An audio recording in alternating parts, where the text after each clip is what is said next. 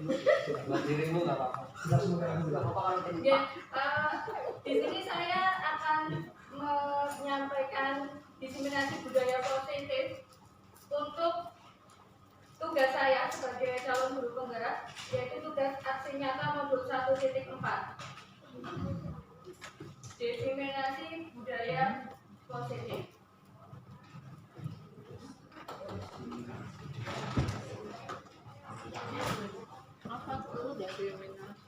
Budaya positif, diseminasi pemahaman dan penerapan budaya positif terutama di sekolah kita.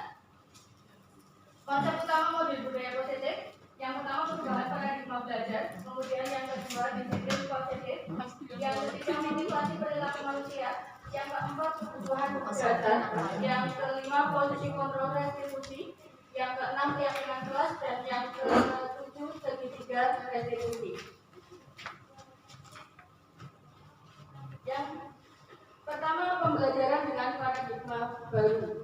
Pembelajaran dengan paradigma baru dirancang berdasarkan prinsip belajar dengan diferensiasi, sehingga setiap siswa belajar sesuai kebutuhan dari tahap perkembangan untuk mewujudkan profil pelajar Pancasila. Pembelajaran diferensiasi itu adalah pembelajaran yang memberikan keleluasaan pada siswa untuk meningkatkan potensi dirinya sesuai dengan kesiapan belajar, minat, dan profil pelajar Pancasila. Di sini kita memberikan pembelajaran itu sesuai dengan minatnya siswa, ya, tidak memaksakan. Jadi kalau dulu murid sebagai objek, kalau sekarang murid sebagai subjeknya. Jadi pembelajaran berdiferensiasi itu tidak hanya berfokus pada produk pembelajarannya, tapi juga fokus pada proses dan konten atau materinya. Sama saja dengan kita ke proyek belajar Pancasila, ya. Sekarang itu kalau proyek itu bukan hasil akhirnya, tapi prosesnya. Jadi yang kita untuk intinya adalah proses menuju ke hasil, bukan hasilnya. Oh, hasilnya ini loh, tapi seperti ini, tapi tidak. Tapi adalah prosesnya. Anak tahu proses belajar dari awal sampai akhir. Itu yang sebenarnya kita inginkan. Jadi contoh untuk pembelajaran berdiferensiasi, contohnya itu adalah guru menggunakan metode yang berbeda dalam pembelajaran sehingga siswa dapat menggunakan visi kurikulum. Jadi setiap materi itu kita menggunakan metode yang berbeda-beda, tidak hanya itu terus sehingga anak tidak mudah dengan yang kita pelajari, tapi setiap materi itu dengan menggunakan metode yang berbeda-beda sehingga anak bisa menguasai materi yang dipelajari. Kalau bisa malah itu setiap anak dengan metode yang berbeda-beda. Tapi kalau kita di kurikulum kan pendidikan masih kita mengacunya ke kurikulum dari pemerintah, otomatis kalau kita melakukannya beda-beda, hasilnya nanti ya tadi masih dengan hasil yang berbeda, otomatis ya untuk penilaiannya yang susah. Tapi diharapkan dengan pembelajaran ini guru memiliki metode-metode yang berbeda-beda sehingga bisa mencapai hasil yang maksimal untuk setiap proses pembelajaran. Yang tentunya pembelajarannya mengacu ke profil pelajar Pancasila. Masih ingat ya Bu, Bapak, profil pelajar Pancasila? Yang pertama, terima dan bertakwa kepada Tuhan dan berakhlak mulia. Kemudian yang kedua, berkebinekaan. Yang ketiga, gotong royong. Yang keempat, mandiri. Yang kelima, kreatif. Yang keenam, kreatif. Diharapkan anak-anak kita itu semuanya memiliki 6 profil pelajar Pancasila dengan bantuan kita sebagai Bapak Ibu guru untuk dapat menuju hasil yang bisa diharapkan. Jadi cita-citanya kita sebagai guru itu menjembatani anak-anak untuk bisa mencapai kebahagiaannya. Kemudian disiplin positif. Dalam budaya kita, makna disiplin dimaknai menjadi sesuatu yang dilakukan seseorang pada orang lain untuk mendapatkan kepatuhan. Kita cenderung menghubungkan kata disiplin dengan ketidaknyamanan. Jadi kayak sebuah paksaan kalau disiplin. Sebagai pendidik, tujuan kita adalah menciptakan anak-anak yang memiliki disiplin diri sehingga mereka bisa berperilaku dengan mengacu pada nilai-nilai kebajikan universal dan memiliki motivasi intrinsik bukan ekstrinsik. Jadi disiplin di sini diharapkan itu keluar dari diri kita sendiri, bukan dari orang lain. Tapi untuk mencapai itu semua itu perlu proses. Bukan hanya di murid, tapi juga di bapak ibu guru semuanya. Disiplin positif harus kita tegakkan dari dalam diri kita sendiri. Okay? Kalau dari dalam diri kita sendiri, insya Allah akan belajar semuanya terkendali dan namanya ikhlas, mengerjakan sesuatunya dengan ikhlas, tidak terpaksa. Tapi kalau disiplinnya dari intrinsik, dari faktor dari luar, itu kita mengerjakan sesuatunya biasanya masih dengan keterpaksaan, jadi tidak ikhlas. Tapi dengan disiplin positif ini diharapkan paling tidak yang pertama dari terpaksa, lama-lama jadi kebiasaan dan semakin lama sudah mendarah daging dari kita sendiri. Jadi semuanya berasal motivasinya dari motivasi diri kita. Disiplin positif merupakan salah satu cara menerapkan disiplin yang bertujuan untuk menunjukkan kesadaran serta memberdayakan anak untuk melakukan sesuatu tanpa sogokan, ancaman maupun hukuman.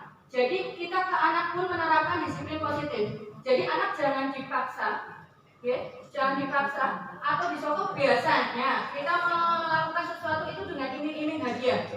Jadi anak mau, wah pelajaran ibu dia kok terus dapat nilai bagus seperti itu. Itu iming-iming. Yang pertama itu sebenarnya penerapan disiplin dari faktor intrinsik. Nanti kalau saat kita tidak memberikan hadiah, kemungkinan anak akan menurun kedisiplinannya.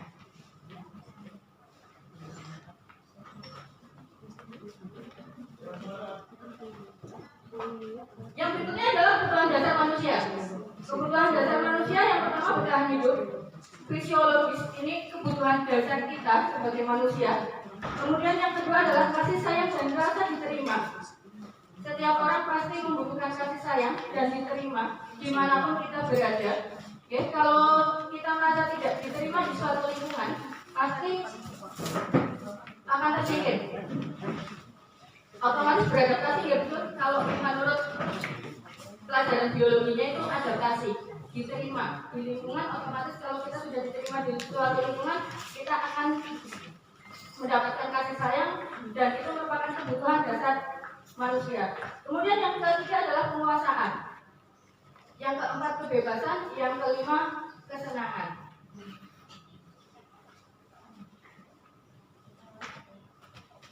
Motivasi perilaku manusia. Motivasi merupakan dorongan yang timbul pada diri seseorang secara sadar atau tidak sadar untuk melakukan suatu tindakan dengan tujuan tertentu.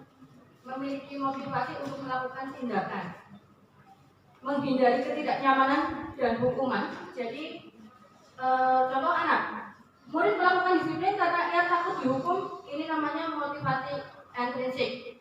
Okay. Kemudian yang kedua, mendapatkan imbalan atau penghargaan dari orang lain. Tadi diiming-imingi hadiah.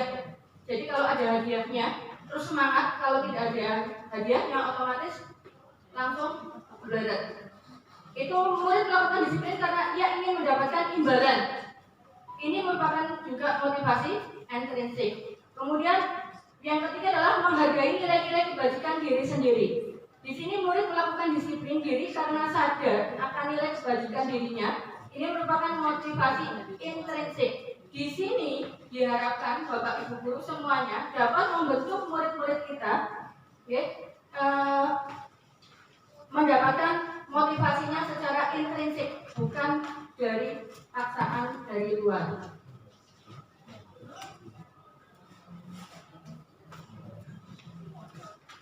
Konsep disiplin dengan identitas gagal ada dua. Yang pertama adalah hukuman, yang kedua adalah penghargaan. Hukuman itu otomatis menyakitkan. Kalau kita anak-anak tidak mengerjakan PR ya, terus melayu keliling lapangan 5 kali atau masuk dengan terlambat, masuk kelas terlambat langsung keliling lapangan 5 kali. Itu namanya hukuman. Pasti menyakitkan yang namanya hukuman. Tidak ada hukuman yang tidak menyakitkan. Kemudian yang berikutnya adalah tidak nyaman, membuat rasa tidak nyaman. Kalau anak dihukum, pasti perasaannya terus jadi tidak karuan. Untuk mengikuti pelajaran pun nantinya tidak konsentrasi. Kemudian murid takut. Otomatis takut bukan karena yang namanya takut itu juga sama. Itu akan dididik bukannya mengikuti pelajaran dengan tenang, terus pikirannya ya dapat pembelajarannya masuk dengan baik, itu tidak. Tapi karena ketakutan akhirnya ya cuma yang penting masuk di dalam, duduk tenang, bumbu-bumbu pelajarannya. Itu kata takut. Kemudian memaksa. Disiplin itu paksaan. Yang berikutnya adalah murid menyembunyikan kesalahan, diumpet-umpet jadi otomatis bohong. Ini yang biasanya murid kita lakukan, izin ke belakang. Nah, ini kalau tidak bohong satu kali, bohongnya akan terus-terusan untuk menutupi kebohongan yang lain. Yang berikutnya murid menjadi rendah diri karena dihukum, jadi semakin minder dari temannya, kemudian jadi lesu. Itu hukuman. Kemudian penghargaan. Penghargaan itu sebenarnya tidak efektif. Tadi yang sudah saya jelaskan di awal ya, penghargaan tidak efektif. Jadi kalau kita memberi penghargaan, ada motivasi intrinsiknya, kita memberi hadiah. Ayo, yang maju nanti Bu Guru kasih permen. Saat saya tidak membawa permen, otomatis nanti anak-anak tidak ada yang mau maju. Itu jadi hukuman penghargaan itu yang penghargaan tidak efektif. Kemudian merusak hubungan. Sifat iri, yang A selalu dapat hadiah, yang B tidak. Itu otomatis yang lain akan menimbulkan keirian. Kemudian mematikan kreativitas. Yang berikutnya menghukum dengan sistem ranking. Jadi kalau di ranking sebenarnya makanya di kurikulum Merdeka tidak ada rankingnya, walaupun pasti orang tua tanya, Bu anak saya ranking berapa, Bu anak saya ranking berapa. Padahal di kurikulum Merdeka dimaksudkan tidak diberikan ranking itu adalah juga karena hubungannya dengan kedisiplinan dengan identitas gagal. Jadi nanti kalau ada rankingnya otomatis anak-anak akan membanding-bandingkan. Kemudian merampas hak menghargai dirinya. Itu yang terakhir tentang identitas gagal di penghargaan. Yang berikutnya konsep disiplin dengan identitas sukses. Ada konsekuensi dan ada restitusi. Konsekuensi penguatan jangka pendek, perlu monitoring berkelanjutan, kemudian stimulus respon, murid menghormati peraturan, kehilangan waktu untuk memenuhi kesalahan. Sedangkan untuk restitusi, murid bertanggung jawab untuk perilakunya, fokus pada pemecahan masalah jangka panjang, murid menghormati dirinya dan orang lain. Teori kontrol, dirinya memegang kontrol, murid bersemangat. Itu kalau kita adakan restitusi. Restitusi, ini Pak, restitusi. Yang dinamakan restitusi. Restitusi adalah proses menciptakan kondisi bagi murid untuk memperbaiki kesalahan mereka sehingga mereka bisa kembali pada kelompok mereka dengan karakter yang lebih kuat. Itu menurut Gosen 2004. Restitusi, sebuah cara menanamkan disiplin positif pada murid. Jadi kita tidak melakukan hukuman, tapi melakukan restitusi. Ciri-ciri restitusi. Yang pertama bukan menebus kesalahan, namun belajar dari kesalahan. Jadi anak nanti tidak menebus kesalahannya, tapi belajar dari kesalahannya. Otomatis nanti tidak akan mengulangi kesalahan yang sama. Kemudian memperbaiki hubungan. Yang berikutnya adalah tawaran bukan paksaan. Jadi memberikan tawaran tidak dipaksa. Menuntut untuk melihat ke dalam diri, mencari kebutuhan dasar yang mendasari tindakan. Kemudian fokus pada karakter bukan tindakan. Menguatkan dan fokus pada solusi. Itu ciri-ciri restitusi. Nah, hukuman atau konsekuensi menurut Bapak Ibu semuanya. Hukuman atau konsekuensi. Kalau hukuman tadi ciri-cirinya ya, pertama menyakitkan. Nah, di sini ada beberapa soal tentang hukuman atau konsekuensi. Menurut Bapak Ibu semuanya. Yang pertama, mencatat 100 kali di dalam buku kalimat saya tidak akan terlambat lagi karena terlambat ke sekolah. Menurut Bapak Ibu, hukuman atau konsekuensi? Hukuman. Yang kedua, disimpan dulu jawabannya. Yang kedua, lari mengelilingi lapangan basket 2 kali karena terlambat hadir di sekolah. Hukuman. Hukuman. Yang ketiga, membersihkan coretan yang dibuatnya di meja tulis. Konsekuensi. Yang keempat, murid diminta untuk push up 15 kali karena tidak menggunakan masker ke sekolah. Hukuman. Yang berikutnya, menggantikan kertas tugas teman yang telah dicoret-coret. Konsekuensi. Murid diminta bertelanjang kaki sepanjang hari karena tidak menggunakan sepatu warna hitam sesuai peraturan sekolah. Hukuman atau konsekuensi? Hukuman. Yang berikutnya, berdiri di depan kelas sambil mengangkat kaki satu karena tidak bisa menjawab pertanyaan. Hukuman. Yang berikutnya, membersihkan tumpahan air di meja tulis karena tersenggol pada saat belajar. Konsekuensi atau hukuman? Konsekuensi. Yang berikutnya, lari mengelilingi lapangan basket 2 kali karena terlambat 10 menit untuk pelajaran PJOK. Hukuman atau konsekuensi? Pak Dana, olahraga PJOK. Kalau ada anak terlambat terus perlu lari, hukuman atau konsekuensi?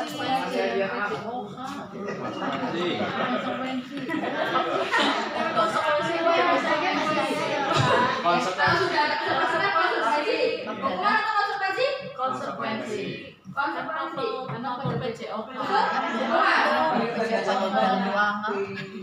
Yang terakhir, membersihkan gaji sekolah karena membersihkan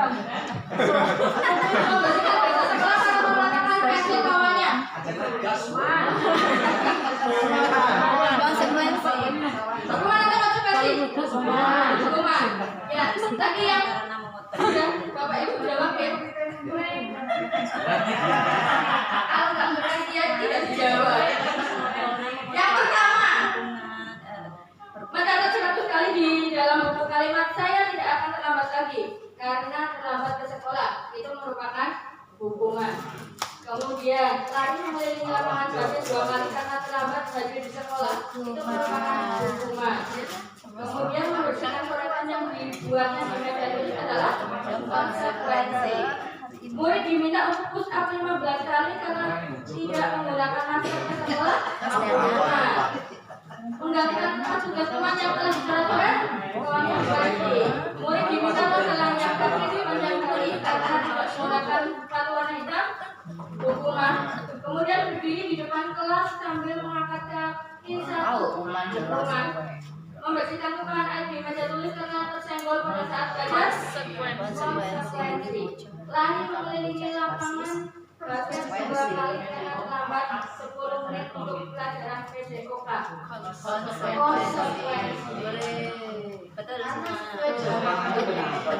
Betul. Iya. Kalau pelajaran IPS berarti hukuman ya. Yang terakhir, membersihkan bahasa sekolah karena mematahkan pensil temannya. Hukuman. Itu tadi Bapak Ibu hukum antara hukuman dan konsekuensi. Kira-kira yang kalau mencukur rambut konsekuensi apa hukuman? mencukur rambut masalahnya apa? Ya karena sudah diingatkan anaknya tapi tidak. Kalau sudah diingatkan itu konsekuensi karena kita kan sudah ada kesepakatan. Oke, dilanjutkan Mas. Oke. Kalau sudah ada kesepakatan itu konsekuensi. Tapi kalau belum ada kesepakatan itu masuknya hukuman. Pelajaran anak tidak ikut pelajarannya kita, ya.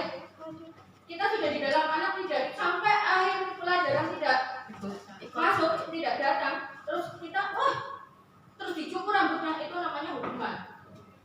Karena tidak ada Karena tidak ada kesepakatan sebelumnya. Tapi kalau tidak ada kesepakatan, tapi insya Allah kalau kita nanti kita akan bahas tentang kesepakatan, ya. Kita lanjut dulu. 5 posisi kontrol. 5 posisi kontrol guru. Yang pertama adalah pemhukum. Kemudian yang kedua adalah pembuat merasa bersalah. Yang ketiga teman. Yang keempat pemantau. Yang kelima adalah manajer. Ini 5 posisi kontrol kita sebagai guru. Sebagai pemhukum, pembuat merasa bersalah, teman, pemantau, atau manajer. Yang pertama sebagai pemhukum. Ada yang mau membacakan kasusnya? Tidak kelihatan. Tidak kelihatan. Iya. Bu Alfi, tolong Suara tinggi. dibacakan untuk kasusnya. Nada suara tinggi, bahasa tubuhnya, mata melotot, dan jari menunjuk menghadik. Betul mengelak.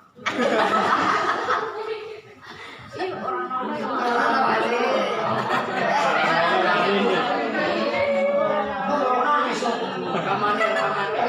Kayaknya emang Itu mesra nggak? Cetu ya. Walfi macam di depan. Iya, nadanya tinggi, bahasa tubuhnya, matanya melotot. Biasanya kita harus sampai atas pinggang. Oh, bisa Itu agak iya salah ini. cek besar. Bisa pilih kamera.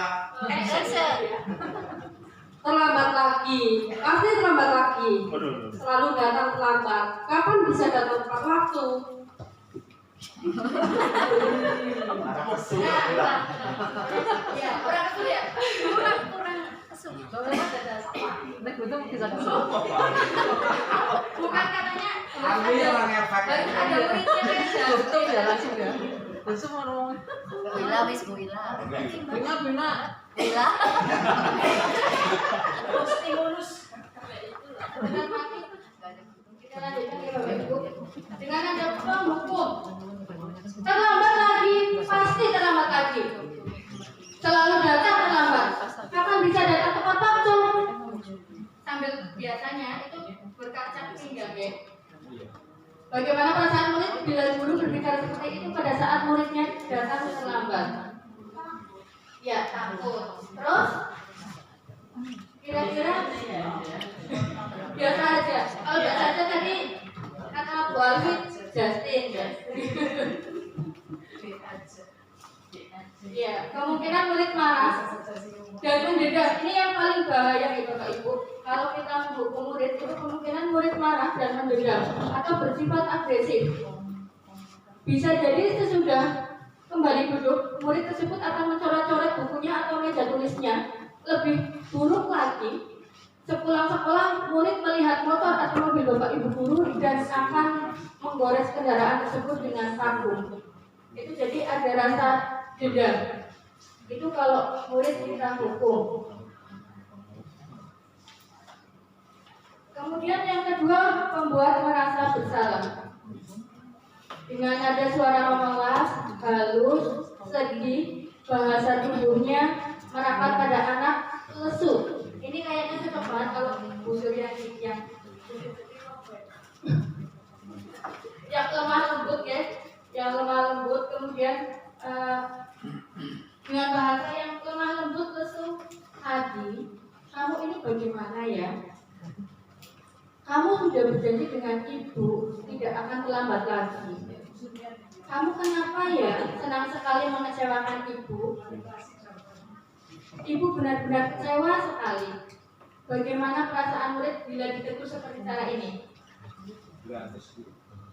Enggak, Pak? Terus dan efek. Iya, maknya sih ya.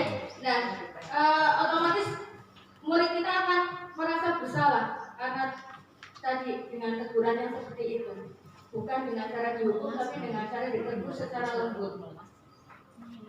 Hasilnya, kalau kita menegur murid dengan membuat merasa bersalah, itu murid akan merasa bersalah telah mengecewakan ibu atau bapak gurunya. Kemudian murid akan merasa menjadi orang yang gagal dan tidak sanggup membahagiakan orang lain. Kadang-kala sikap seperti ini lebih berbahaya dari sikap menghukum bapak ibu. Oke, karena emosi akan tertanam rapat di dalam. Kemudian murid menahan perasaannya. Tidak seperti murid yang tadi dihukum, otomatis kan itu langsung melampiaskan rasa kemarahannya. Tapi kalau dibuat merasa bersalah itu tidak. Jadi murid bisa menumpahkan amarahnya walaupun dengan cara negatif. Itu kalau yang tadi penghukum. Kalau di sini murid terasa tertekan. Jadi seperti inilah yang tiba-tiba bisa meletus amarahnya. Jadi ngamuk tiba-tiba. Kalau sudah merasa sering tertekan dan bisa menyakiti diri sendiri atau orang lain. Itu kalau kita sebagai pembuat merasa bersalah. Kemudian yang ketiga, posisi kita sebagai teman. Dengan kasus ya, nada suaranya ramah, akrab, bercanda, bahasa tubuhnya merapat pada murid, mata dan senyum jenaka. Wahyu ya, Wahyu. Halo, Iya, ya, Pak Wahyu. halo bro. Iya, halo bro. Kayak gitu ya. Adit, ayolah. Bagaimana sih kamu? Kemarin kamu sudah janji ke bapak, bukan? Kenapa terlambat lagi? Sambil tertawa ringan. Jadi ngomongnya, berbicaranya itu sambil senyum-senyum. Ya, sudah tidak apa-apa. Duduk dulu sana. Nanti Pak Guru bantu.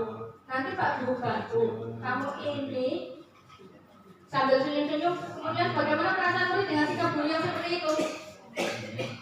Kira-kira murid yang kalau gurunya beranggapan sebagai teman, kira-kira murid kita akan seperti apa? Melonjak nih Pak? Iya, melonjak. Hasilnya murid akan merasa senang dan akrab dengan guru. Karena merasa akrab dengan guru tadi seperti Pak Waris katakan, melonjak karena kelamaan. Jadi ini termasuk dampak yang positif, tapi hanya saja di sisi negatifnya murid menjadi tergantung pada guru tersebut. Ada di contoh kita itu kayak Justin ya. Justin itu kalau ke Pak Bayu itu karena mungkin dari dirinya itu menganggap Pak Bayu itu hampir kayak sebagai temannya Justin. Jadi apa-apa nantilah nunggu Pak Bayu dulu. Jadi ketergantungan. Kalau mau apa-apa mintanya ke Pak Bayu, itu juga sebenarnya kalau kita menjadikan murid sebagai teman ada efek tidak bagusnya. Ya sampai dicari-cari, bahkan sampai dicari-cari. Ya, akibat lain dari posisi teman itu sama saya Adi hanya berbuat sesuatu bila yang itu adalah guru tersebut ya. Jadi ternyata di contohnya kalau tidak disuruh Pak Bayu tidak mau itu tidak bagus. Ya dan belum tentu berlaku bagi guru lain. Jadi kalau disuruh guru lain tidak mau karena bukan temannya. disuruh guru lain Anggapannya seperti itu. Itu posisi teman. Kemudian yang keempat adalah posisi pemantau. Di posisi pemantau, nada suaranya datar, bahasa tubuh yang formal. Tadi, tahukah kamu jam berapa kita memulai? Tahu Pak? Kamu terlambat 15 menit. Apakah kamu sudah mengerti konsekuensi yang harus dilakukan bila terlambat? Paham Pak? Saya harus tinggal kelas pada jam istirahat nanti dan mengerjakan tugas ketertinggalan saya. Ya, benar. Nanti pada saat jam istirahat, kamu harus tinggal di kelas untuk menyelesaikan tugas.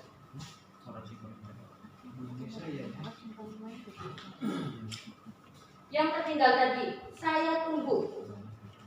Kalau seperti itu, posisi kita sebagai pemantau, kira-kira bagaimana murid kita?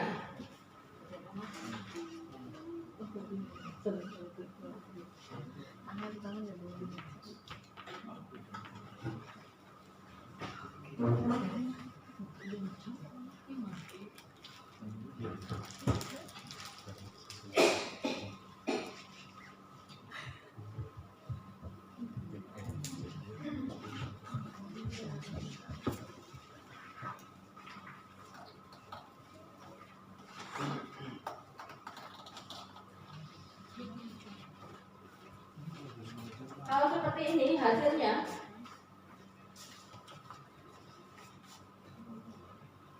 murid memahami konsekuensi yang harus dijalankan karena telah melanggar salah satu peraturan sekolah. Guru tidak menunjukkan suatu emosi yang berlebihan, jadi biasa saja, datar-datar saja. Kemudian menjadi marah atau membuat merasa berbuat salah. Murid tetap dibuat tidak nyaman, yaitu dengan harus tinggal kelas pada waktu jam istirahat dan mengerjakan tugas. Jadi saat anak yang lain istirahat, yang terlambat tadi tidak. Ini juga tidak bagus untuk emosionalnya anak. Guru tetap harus memantau murid pada saat mengerjakan tugas di jam istirahat karena murid tidak bisa ditinggal seorang diri. Ini juga akan menambah pekerjaan guru yang harusnya juga ikut istirahat jadi tidak istirahat. Okay. Itu sebagai pemantau. Kemudian yang terakhir adalah guru sebagai manajer. Nada suaranya tulus, bahasa tubuhnya tidak kaku, mendekat pada murid. Adi, apakah kamu mengetahui jam berapa sekolah dimulai? Tahu Pak, jam 7. Iya, jadi kamu terlambat. Kira-kira bagaimana kamu akan memperbaiki masalah ini? Saya bisa menanyakan teman saya Pak untuk mengejar tugas yang tertinggal.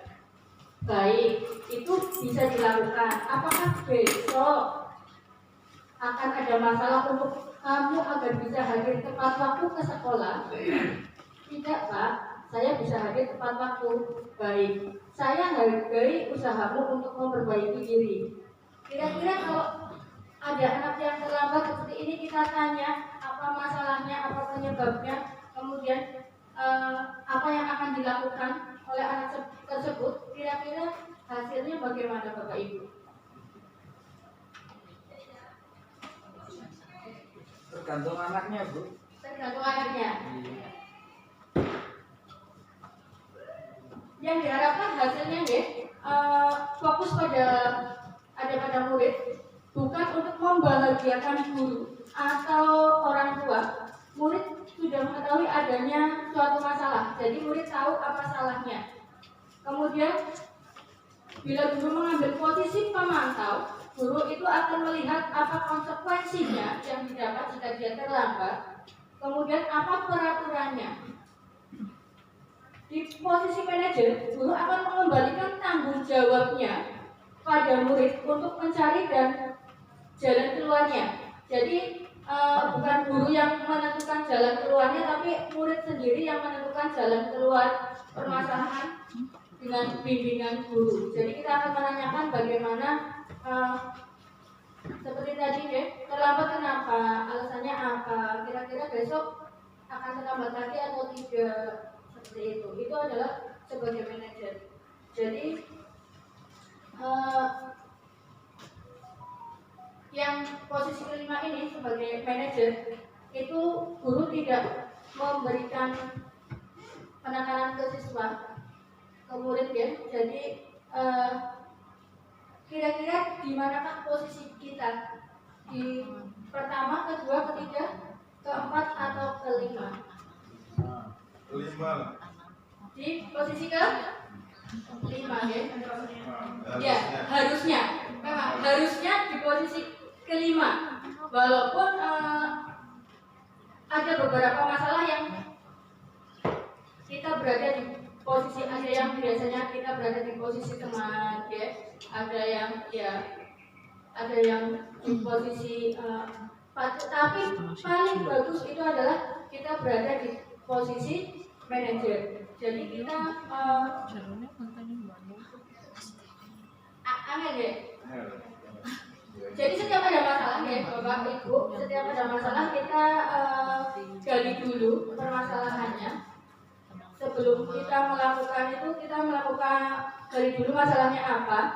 Kemudian kita tanya ke anak, kira-kira apa yang bisa dilakukan, terus kedepannya seperti apa. Itu kita sebagai posisi kita sebagai manajer. Jadi anak nanti akan mengurangi kesalahannya dengan kesadaran dirinya sendiri, bukan dari paksaan orang lain. Iya, semuanya pasti ada prosesnya, tidak langsung instan janji kayak tahu bulat ya, tapi tetap harus ada prosesnya. Dan ini semua benar-benar harus kerja keras dari kita semua. Tidak hanya satu orang ya, tidak hanya satu bapak ibu guru, tapi kita semua dalam satu lingkungan sekolah. Jadi untuk kita bisa mendapatkan murid-murid yang sesuai dengan harapan, sesuai dengan visi kita sekolah kita, murid yang berkebinekaan global, itu tidak mungkin dilakukan sendiri. Jadi semuanya harus saling bekerja sama. Apalagi di saat sekarang ini ya kolaborasi itu sangat penting. Ya Bapak Ibu, kolaborasi itu sangat penting. Bukan hanya di Mapel tapi di sekolah keseluruhan Bapak Ibu semuanya. Jadi bukan kayak anaknya si A, kayak anaknya si B, tidak. Tapi seluruh Bapak Ibu diharapkan bisa, kalau ada satu anak yang bermasalah, yang diharapkan bukan hanya urusannya wali kelas dan BK, tapi itu menjadi urusan Bapak Ibu semuanya. Kalau hanya wali kelas dan BK saja, itu tidak bakalan tercapai, hasilnya tidak maksimal. Ya Bapak Ibu, kalau hanya guru, hanya wali kelas atau guru lain masa bodoh, itu pasti nanti anaknya juga mau ngedine kalau wali kelasnya kalau guru BK itu. Dia mau disiplin jika ada yang ditakuti. Seperti itu. Kemudian keyakinan kelas. Keyakinan kelas. Mengapa keyakinan kelas? Mengapa tidak peraturan kelas? Di awal pembelajaran kemarin, ya Bapak Ibu semuanya pasti, terutama yang wali kelas sudah membuat keyakinan kelas. Mengapa kita memiliki peraturan tentang penggunaan helm pada saat mengendarai motor? Mengapa kita memiliki peraturan tentang penggunaan masker dan mencuci tangan setiap saat? Keyakinan kelas adalah salah satu disiplin positif yang bisa kita terapkan dalam membangun budaya positif di sekolah. Jadi budaya yang tadi sudah kita bahas itu dari keyakinan kelas yang sudah Bapak Ibu semuanya buat dengan anak-anak. Budaya positif adalah nilai keyakinan dan kebiasaan yang berpihak pada siswa agar siswa dapat berkembang menjadi pribadi yang kritis, penuh hormat dan bertanggung jawab. Prosedur membuat keyakinan kelas. Yang pertama dibuat oleh semua murid dan guru di kelas. Jadi dibuat bareng-bareng antara bapak, ibu guru dan murid. Kemudian dibuat bukan dengan paksaan. Nanti anak akan memberikan pemikirannya sendiri-sendiri ya tentang keyakinan yang mereka akan buat. Kemudian berupa pernyataan universal menggunakan kalimat positif. Yang kelima, keyakinan kelas hendaknya tidak terlalu banyak.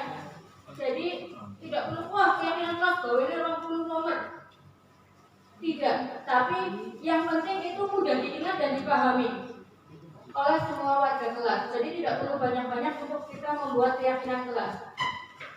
Keyakinan kelas sebaiknya sesuatu yang dapat diterapkan di lingkungan tersebut. Kemudian bersedia meninjau kembali keyakinan kelas dari waktu ke waktu. Jadi keyakinan kelas yang Bapak Ibu sudah buat di kelas itu bisa kita tinjau kembali, kita ulang kembali. Kalau ada yang tidak tepat, itu bisa kita ganti. Jadi tidak harus 1 tahun keyakinan kelas itu dipakai 1 tahun, tidak, tapi bisa kita tinjau kembali dan bisa kita ubah di tengah-tengah. Bukan kita nunggu nanti tahun depan seperti itu, tidak. Jadi kita mengkondisikan kalau ada sesuatu yang kurang bisa ditambahkan. Ini praktek keyakinan kelas ya Bapak Ibu. Yang pertama, Bapak Ibu wali kelas terutama kemarin kan sudah membuat keyakinan kelas semua ya? Iya, sudah membuat dan karena kita sekolah penggerak otomatis kemarin sudah membuat keyakinan kelas dan sudah ditempel di kelas-kelas.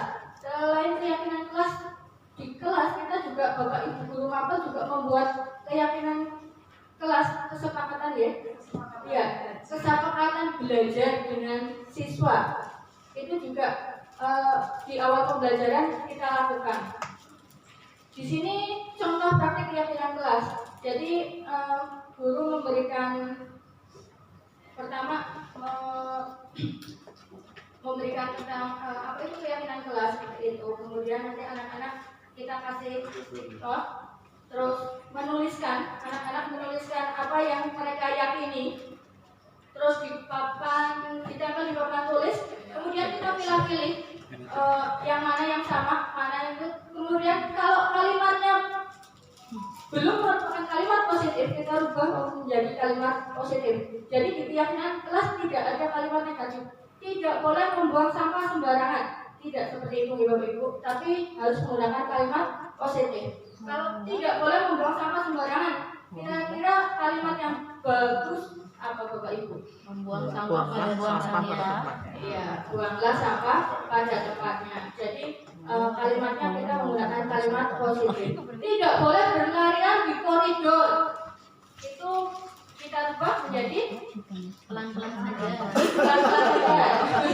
Pamer. Pelan-pelan saja jalan. Jalan. Jadi tidak menggunakan kalimat yang negatif atau kata tidak, bukan seperti itu. Jadi kita menggunakannya kalimat yang positif. Antri. Itu praktek keyakinan kelas.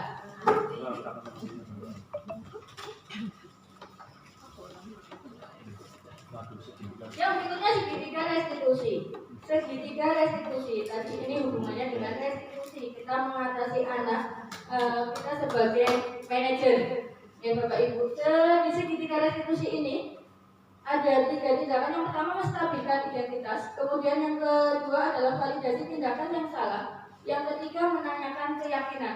Di sini adalah keyakinan yang sudah Bapak Ibu buat sebelumnya dengan anak. Jadi kalau anak ada masalah, ya, ada kasus, itu kita menggunakan segitiga restitusi untuk mengatasi permasalahannya. Yang pertama, menstabilkan identitas. Bagian dari dasar dari segitiga bertujuan untuk mengubah identitas anak dari anak yang gagal karena melakukan kesalahan menjadi orang yang sukses. Anak yang melanggar peraturan karena sedang mencari perhatian, caper biasanya ini. Kalau anak-anak yang seperti ini itu karena kurang perhatian. Adalah anak yang sedang mengalami kegagalan. Dia mencoba untuk memenuhi kebutuhan dasarnya, namun ada benturan. Kalau kita mengkritik dia, maka kita akan tetap membuatnya dalam posisi gagal. Kalau kita ingin ia menjadi reflektif, maka kita harus meyakinkan si anak dengan cara mengatakan kalimat-kalimat. Berbuat salah itu tidak apa-apa. Tidak ada manusia yang sempurna. Saya juga pernah melakukan kesalahan seperti itu. Kita bisa menyelesaikan ini. Bapak Ibu tidak tertarik mencari siapa yang salah, tapi Bapak Ibu ingin mencari solusi dari permasalahan ini. Kamu berhak merasa begitu. Apakah kamu sudah menjadi teman yang baik buat dirimu sendiri? Itu kata-kata untuk menstabilkan identitas. Kemudian yang kedua adalah validasi tindakan yang salah. Setiap tindakan kita dilakukan dengan suatu tujuan, yaitu memenuhi kebutuhan dasar. Kalau kita memahami kebutuhan dasar, apa yang mendasari sebuah tindakan, kita akan bisa menemukan cara-cara paling efektif untuk memenuhi kebutuhan tersebut. Kita mungkin tidak suka sikap seorang anak yang terus-menerus merengek, tapi bila sikap itu mendapat perhatian kita, maka itu akan telah memenuhi kebutuhan anak tersebut. Jadi yang tadi intinya minta perhatian, ya Bapak Ibu. Kalimat-kalimat yang mungkin terdengar asing buat Bapak Ibu guru, namun bila dikatakan dengan nada tanpa menghakimi, jadi kita tidak marah, akan memvalidasi kebutuhan mereka. Padahal kamu bisa melakukan yang lebih buruk dari ini ya. Kamu pasti punya alasan mengapa melakukan hal itu. Kamu patut bangga pada dirimu sendiri karena kamu telah melindungi sesuatu yang penting buatmu. Kamu boleh mempertahankan sikap itu, tapi kamu harus menambahkan sikap yang baru. Jadi di sini validasi tindakan yang salah kita tidak menyalahkan anak, ya, tidak menyalahkan anak, tapi kita gali mengapa mereka melakukan tindakan itu. Kemudian yang ketiga adalah menanyakan keyakinan. Teori kontrol yang ketiga ini, kita pada dasarnya termotivasi secara internal, jadi dalam diri kita sendiri. Ketika identitas sukses telah mencapai langkah yang pertama dan tingkah laku yang salah telah divalidasi di langkah yang kedua, maka anak akan siap untuk dihubungkan dengan nilai-nilai yang dia percaya dan berpindah menjadi orang yang dia inginkan. Pertanyaan-pertanyaan yang menghubungkan keyakinan anak dengan keyakinan kelas atau keluarga. Apa yang kita percaya sebagai kelas atau keluarga? Apa nilai umum yang kita telah sepakati? Apa bayangan kita tentang kelas yang ideal? Kamu mau jadi orang yang seperti apa? Nah, saat kita melakukan ini, kita menanyakan keyakinan yang sudah kita buat bersama-sama.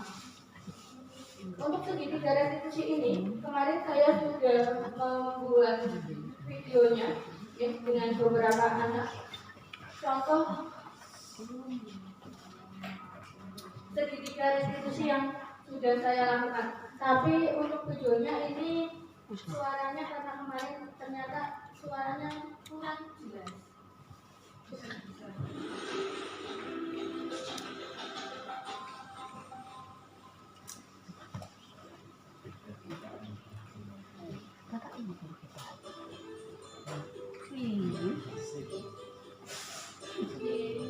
Di ketika praktek segitiga restitusi ini, ya, budaya positif, saya melakukan dua kegiatan, dua kasus. Yang pertama kasus anak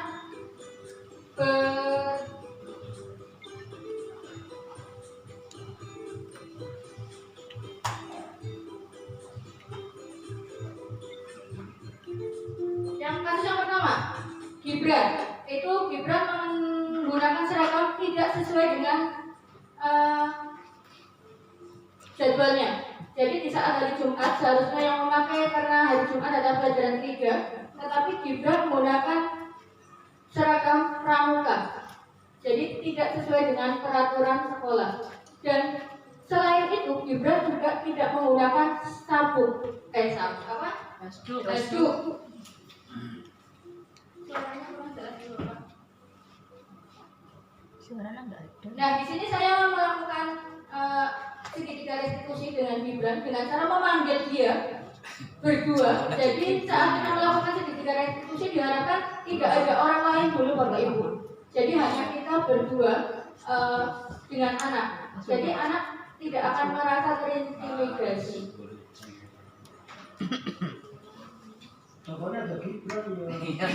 Iya. Agak sama Bisa. Ali. Kayak Agil sebelah. Harusnya itu membangunkan. Ini aktivis pramuka yang mana?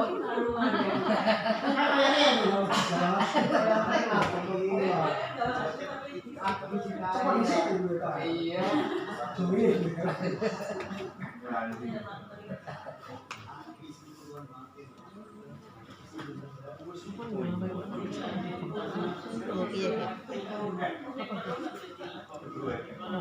Kemudian kasus yang kedua, Ada 2 orang anak ya yang bermain bola di kelas. Bermain bola di kelas otomatis ini juga tidak sesuai dengan kesepakatan yang telah Bapak Ibu buat semuanya. Betul. Ini di video ini hanya 2 anak ya. Ini hanya contoh Bu Umri. Ya. Ini Amran dan Nadia. Settingan. Tapi yang salah sih belum mereka. Kok nendangnya aja seru-seru ya. Ya, di kasus ini ya Bapak Ibu, Amran dan Adian bermain bola di kelas dan memecahkan vas bunga di meja guru. Dan saya melakukan tindakan restitusi dengan cara menanyakan keyakinan mereka, kemudian memvalidasi tindakan yang salah. Kemudian mereka itu merasa bersalah dan bukan kita yang tidak memberikan hukuman ya, tapi kita menanyakan kira-kira apa yang mereka lakukan ataukah sudah sesuai dengan kesepakatan kelas kita. Kemudian apa yang harus mereka lakukan seperti itu. Jadi bukan kita yang memberikan itu, tapi anak dari anak. Pemikirannya semuanya berasal dari anak. Bagaimana cara mereka memperbaiki kesalahan-kesalahan yang sudah mereka buat dan tidak akan mengulanginya lagi. Maksudnya apa? Buat menuntut grup pengembang. Lebih baik ke orang tuanya hati sama jangan dikasih capek baik langsung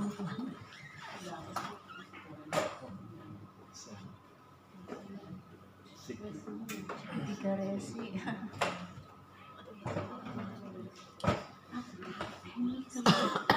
segitiga resi aku sambul gitu kok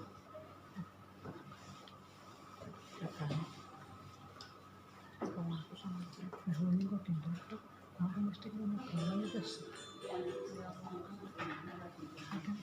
mereka bisa tindakan mereka siapa tindakan aja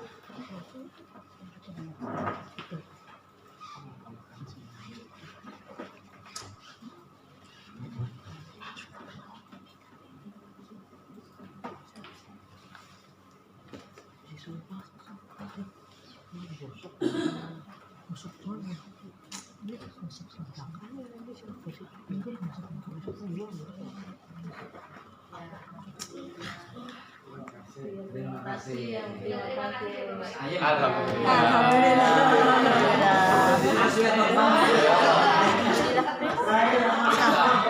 Oh, bisa rampung. Kok endingnya mandan kurang? Mas Dolar guys, keren banget. Pantun.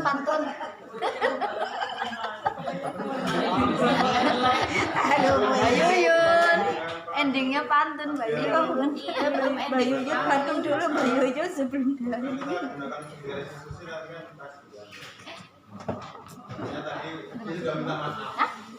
Belum.